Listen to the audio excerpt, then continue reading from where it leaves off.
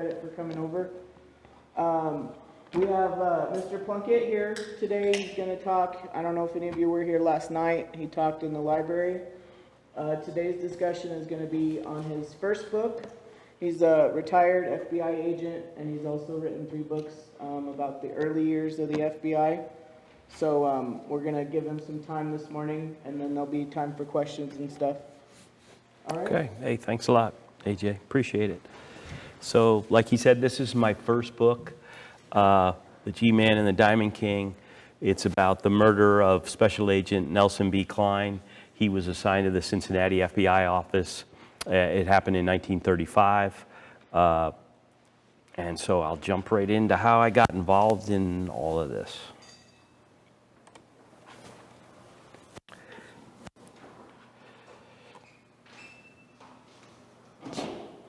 So I was assigned to the Cincinnati office of the FBI, Cincinnati division, and we covered the lower half of Ohio. The Cleveland office covered the northern half. Well, a friend of mine, he was assigned to Covington, Kentucky, a small office, which is out of the Louisville division. Louisville covers the whole state of Kentucky. And he read this article. Covington's right over the river from Cincinnati, so it's real close. And he saw this article in 2004 about a G-man that was killed in the line of duty, Nelson B. Klein. And he put it aside, and when he retired in 2008, he went to Klein's gravesite, and he's buried at Evergreen Cemetery in Southgate, Kentucky, which again is really close to Cincinnati, 5-10 minute drive. And this is how he found his gravesite. The family monument at the top was knocked over. They think it was knocked over by deer. And that's his Agent Klein's headstone there at the bottom. So his name was Timothy Tracy.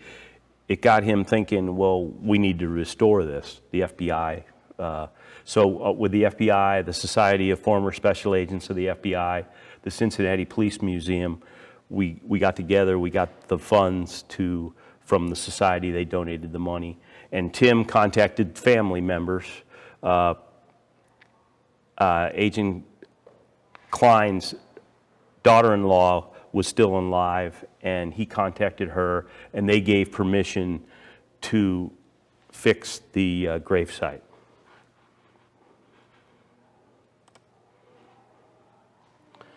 So in 2008, we had a ceremony to rededicate his gravesite. In August 16th, and the event was attended by over 100 family members, local law enforcement, and here's a bagpiper from the Hamilton County Police Association.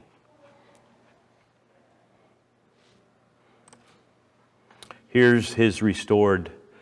The family gave permission to add to the family monument, because family monuments only usually have the last name.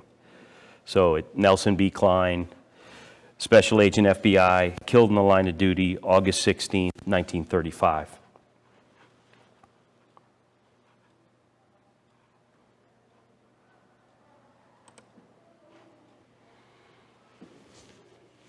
This is a photograph of Agent Klein on his credentials from 1927.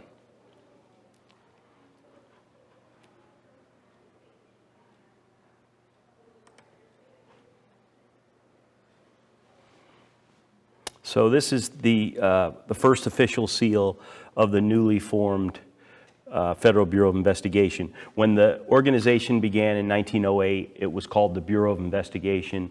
A few years later, the name was changed to United States Bureau of Investigation.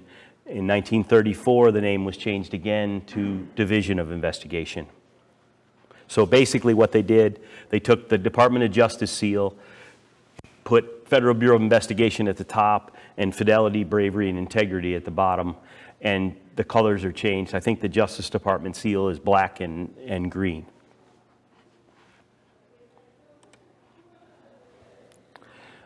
Agent Klein would have carried a badge similar to the one shown above. Shortly after J. Edgar Hoover was named director of the Bureau of Investigation in 1924, discussions began on adopting a new special agent badge. Many designs were considered. The pattern ultimately selected featured a miniature shield crested by an eagle. This badge was issued in May 1927. These first shield badges were slightly smaller than the present-day badge and had a flat facial surface. Okay, so this is our bad guy. As I said in the beginning, Agent Klein was killed in a shootout in Indiana. They were looking for a car thief. His name was George W. Barrett. And this is an early photograph of George. He was born in Clay County, Kentucky. And this is like 1908. This is a photograph of George's parents, William and Nancy, on their wedding day sometime in the 1880s, taken in Clay County. Nancy was 13 at the time.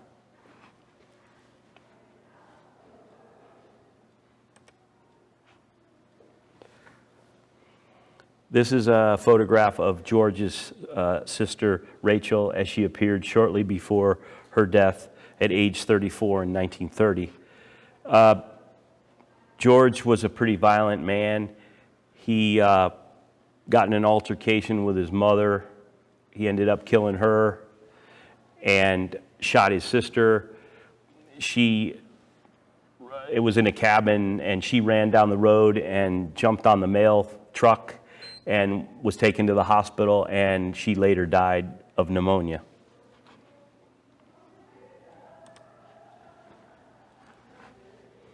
Again, the shootout took place. Agent Klein and his partner, Donald McGovern, were looking for George Barrett.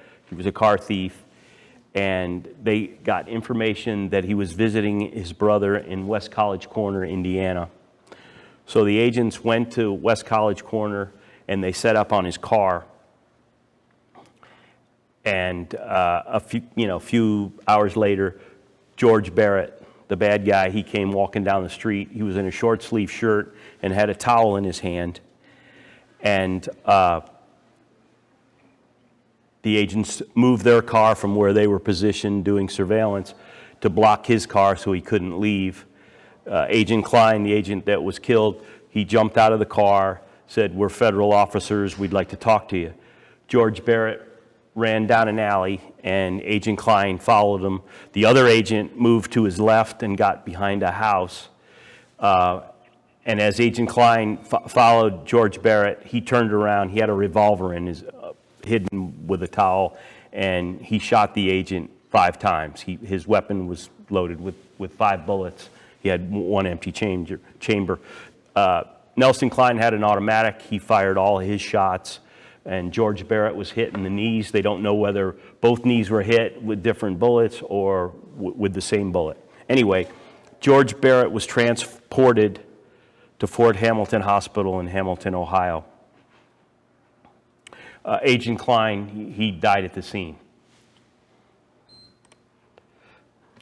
The body of Agent Klein was transported to Christ Hospital, where an autopsy was performed by Dr. W.L. Porter. He was the Union County, Indiana coroner, and Dr. Douglas B. Ramson, a pathologist at Christ Hospital.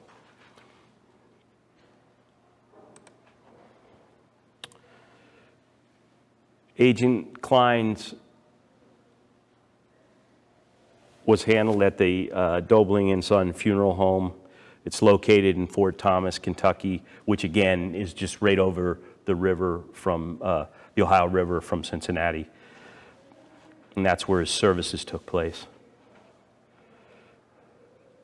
Director Hoover, he didn't attend the services, but there were a lot of local officials, obviously, that attended, and I think Director Hoover sent flowers. This is a copy of the funeral expenses. The total funeral expense was $834.60, which seems a little expensive for 1935.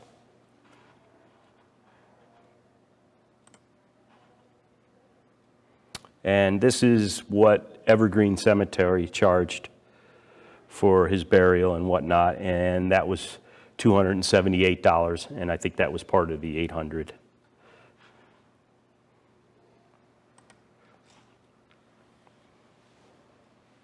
So this is FBI Special Agent in charge, Earl J. Conley. His agents conducted the murder investigation of Agent Klein. Conley personally interviewed Barrett at the Fort Hamilton Hospital on the evening Agent Klein was killed.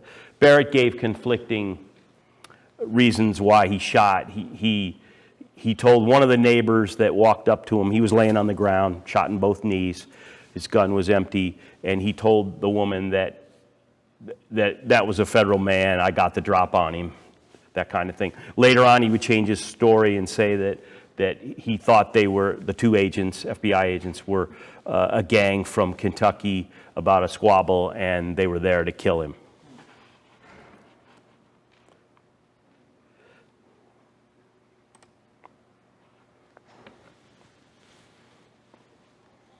So George Barrett's in the hospital. He spends a week there and then is transported to the hospital in Indianapolis and then is brought to the county jail after he recovers enough for that to be done. This is again, this is the federal courthouse room where the trial took place. This is how it looks today, and the same as it did then when it was built.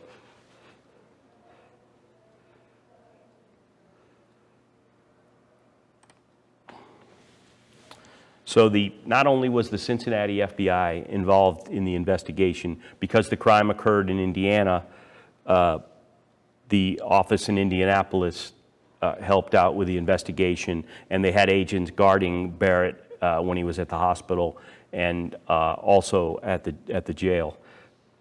And this is Special Agent in charge Harold Renicky, whose agents again assisted in the murder investigation.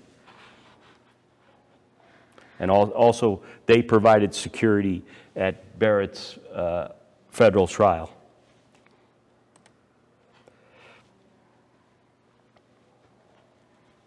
Again, this is the hospital in Indianapolis where Barrett was housed during his trial.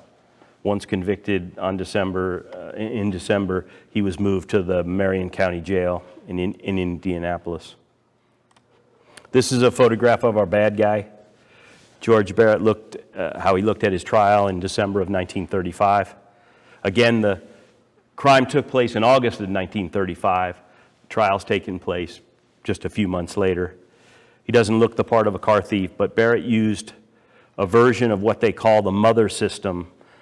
Under this system, Barrett would purchase a vehicle, make copies of the original bill of sale, steal an identical vehicle, change the serial numbers to the bill of sale. Eventually, he would have more than one car with the same serial numbers and bills of sale. During the 1930s, stolen car rings had their own vernacular. A stolen car was called a kinky or a hot short. The clouder actually stole the car, and the wheeler drove it to the doghouse. They changed the secret serial number with a metal stamp, and I don't know, they must have filed it off and then put the new serial number to match the legitimate car that George Barrett bought. So the agents, when they were investigating car theft, they would call the manufacturer of the vehicle and get the secret number, and then they would go to the vehicle and see if the legitimate number was there. And George Barrett didn't know there was a secret serial number. This is George Barrett's last vehicle. It was a 1935 Chevrolet Master Deluxe Coupe that he purchased from the Central Motors Company in Hamilton, Ohio.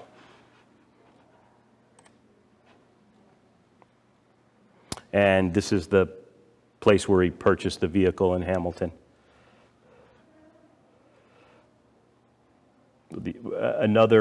one of the sales managers at this location noticed that George Barrett was trying to sell a car that he had recently purchased. So they got hinky and they called the Bureau of Investigation, and that's how the Bureau got onto him. The two agents, Nelson Klein and McGovern, on Friday, the day that Klein was killed, they went to the federal magistrate to get a federal warrant for Barrett's arrest. There was already a local warrant out of San Diego for car theft, but they wanted to get a federal one. And the magistrate was out to lunch, so they never did get the federal warrant. Over the course of his career as a car theft, he stole approximately 50 cars.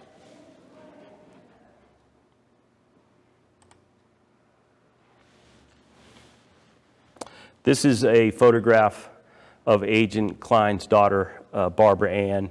It made national headlines, Klein's killing, but also in Indianapolis, Cincinnati, the papers covered the story and the trial and whatnot. And this is a picture of her. That's a neighbor's cat that she's holding there. And this appeared in the Cincinnati paper in 1936. She was 4 years old.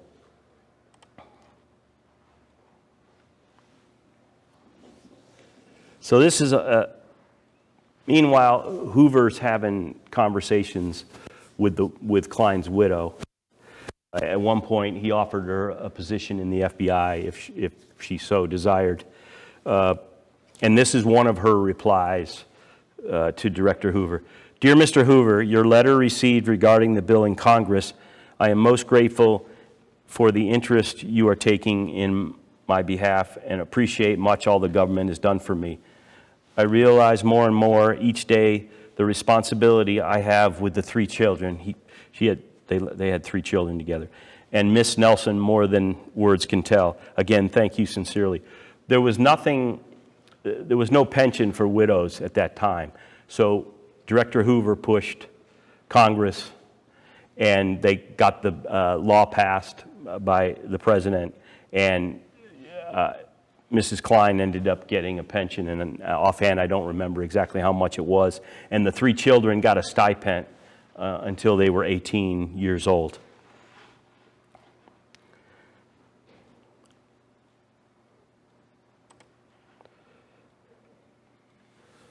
This is a photograph of Agent Klein's oldest son, Nelson Bud Klein Jr. He served in the U.S. Navy, and he went on to become a special agent with the FBI. He died in a car accident in 1969 while driving home to Statesboro from Savannah, Georgia. His name, I provided the background on him to the FBI, and they facilitated, they placed his name on the FBI's Wall of Honor, as well as the National Law Enforcement Officers Memorial Wall in Washington, D.C. And as far as I know, he and Nelson Sr. are the only two father and sons on that wall. This is a photograph of Klein's youngest son, Richard Cox Klein. He served in the U.S. Army. He was an Ohio State graduate with a degree in agricultural science and was employed with the U.S. Department of Agriculture as an inspector before retirement in 1989. I was in contact with him at his residence in Florida while researching the book. He died in 2020 at age 92. So this is a photograph of Barbara Ann Klein, the little girl you saw with the cat earlier. She was employed with the FBI and worked in Director Hoover's office, then went on to work for the Census Bureau, having 25 years of government service. She had scarlet fever as a child, and there was communications in the file between Director Hoover and Mrs. Klein, where Director Hoover wanted to know what the status of her health was and whatnot. She died in Mount Vernon, Ohio at age 46. So Mrs. Klein went on to remarry, so she lost the pension. In her lifetime, she lost both her husbands, her eldest son, and her daughter.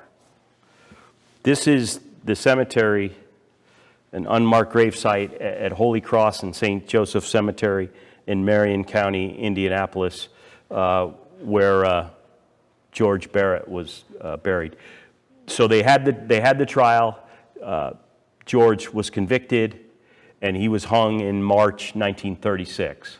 So the crime took place in August of 1935, trial in December of 1935, and his execution in March of 1936.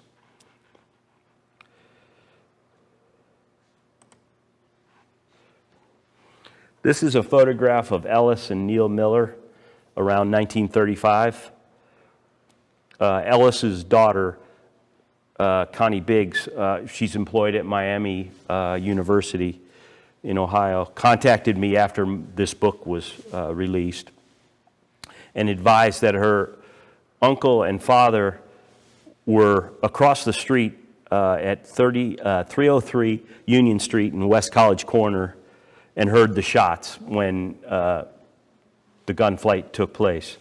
They were visiting their grandparents across the street.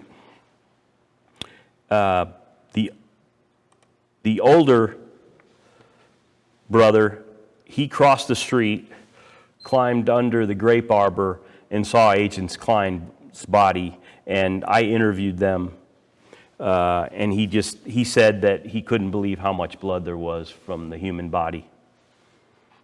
And eventually, the police came, and he went back across the street. Now, the younger brother was climbing a cherry tree, and he heard the shots. He fell out of the tree, landed on the clothesline, and ran in crying to his grandmother. He was so frightened by what happened. This photo was in 2015. Since then, they've both passed on. And this interview is the interview I did with these brothers is online and also on my website.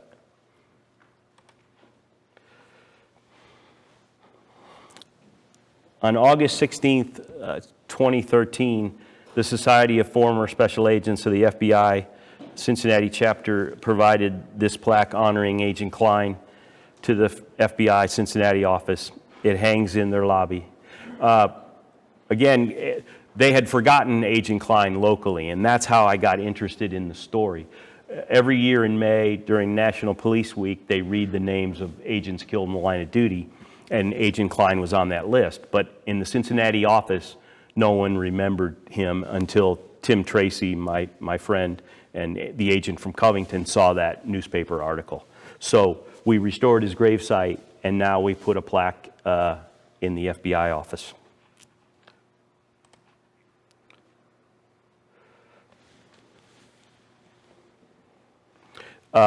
This is the last photograph of Agent Klein a few months before he was killed. In a letter dated April 12, 1935, to Klein from the Federal Bureau of Investigation, from Director Hoover, and I quote, "The Bureau notes that the application submitted by you prior to your entry into the service of the Bureau has become somewhat damaged and torn. It is accordingly requested that you execute the enclosed new form of application. You need not, of course, indicate the names of any references, but it is desired that you submit a recent photograph. Very truly yours, signed J.E. Hoover, over J. Edgar Hoover, the director." So he had submitted his application in 1927. It somehow got destroyed, and the FBI wanted him to update the application for the file. That's how meticulous they were back in the 30s. This is the cemetery where whatever that Agent Klein is buried at. In 2015, an Eagle Scout as a project did a virtual tour and an actual tour of 11 stops at the cemetery of famous people. And Agent Klein has a plaque at the cemetery telling about what happened during the shooting.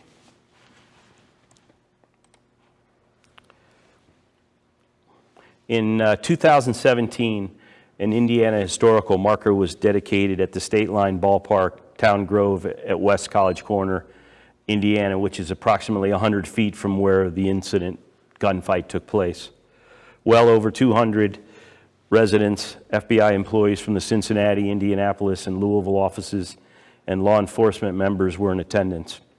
The event was organized by the Cincinnati and Indianapolis chapters of the Society of Former Special Agents of the FBI in conjunction with the Indiana Historical Bureau.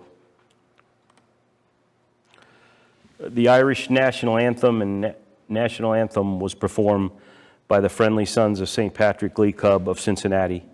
Klein's mother was from Ireland, and he served with the 69th New York Infantry, fighting Irish during World War I. The invocation and benediction were provided by a pastor from the church in West College Corner, Indiana. The Hamilton County, Ohio Police Association Honor Guard, seen here, raised 2 American, Indiana, and FBI flags at the park gate. America the Beautiful was played by the 35th Indiana Pipe and Drums Corps. The marker was unveiled by a resident of West College Corner, Indiana, along with Society Foundation Chairman Timothy P. Tracy. He's the agent, again, that started all this with seeing the newspaper article. Amazing Grace was played by the pipe and drums. In closing, taps was provided by a representative of the Marion County, Indiana Sheriff's Office. This is the seal of the Society of Former Special Agents of the FBI. They provided the funds for the historical marker in Indiana. There's chapters all over the country in the larger cities. Does anybody have any questions? Anything about the FBI? Anything about the FBI of the 1930s? Okay, great. Sorry. Yes. Oh, I'm sorry. Oh, no, you're good. I've heard it from other people, but how hard is it to actually get in? Into the FBI now? Well, I've been out a while. I know they like people with a unique degree or experience. I know if you have a language that they're interested in, 4-year college degree, I think it's age 23. If you have a language that they're interested in, a science degree, accounting degree, law degree, but they had what they call a diversified program, and if you had any kind of a college degree with 3 years work experience, that's what he used. Of course, they always like police officers, someone that's already been through training and been on the job for a few years. Also, individuals with military background. So what I would suggest to anybody that's interested in the FBI is get your degree in something that you enjoy, and then try to get work experience, and then apply. And I know it's an exam, a written exam, and then it's a 3-panel interview if you do well enough on the exam and they're interested in you. But there's other positions that you can apply to in the FBI. If you go to fbi.gov, an entry-level position, and then you could move up if you wanted to be a special agent. Hopefully that. If you go on their website, it'll explain a lot of things I just told you. And yes? What is your training responsibility? When I went to the academy, you mean? Well, there's physical training, firearms training, and then there's training, legal training, behavioral science. They bring, and this is quite a ways back, so that some of it might have changed. I'm sure there's a lot more cyber classes and that kind of thing.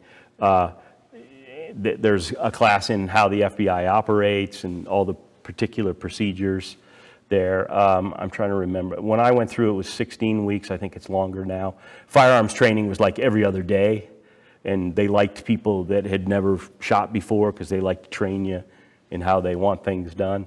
Again, we had legal class 2, legal 1, legal 2, behavioral science class, interviewing was one of the other classes.